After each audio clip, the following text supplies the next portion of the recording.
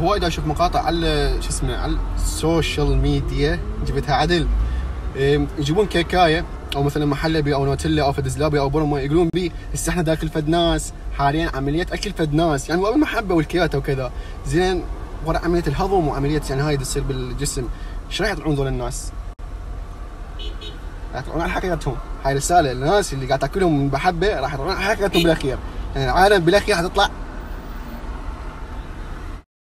كنت قاعد مهلي قلت خلي شوي قوم افطر وحد كذا غير جو.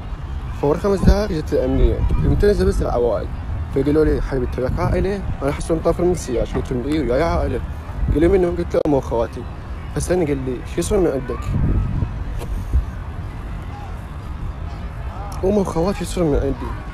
انت متاكد اني ابي احسب لك اكتيفيه لو تتعاطى نعي لو تنام مكشف ها؟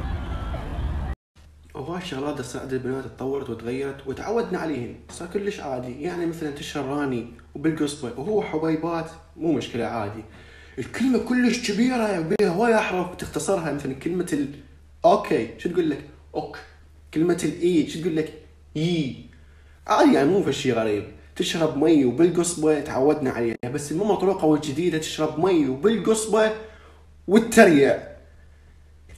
فاجيت تريعين 194 195 يا عيني يا جماعه الخير. جماعه اخوان ايش كاتبين 200 قطعه بالعلبه بس هم كذب كذابين. انا اسوي حسبتين 195 ولكم والله حرام والله ما حرام. العباس ما يصيب بخير حرام.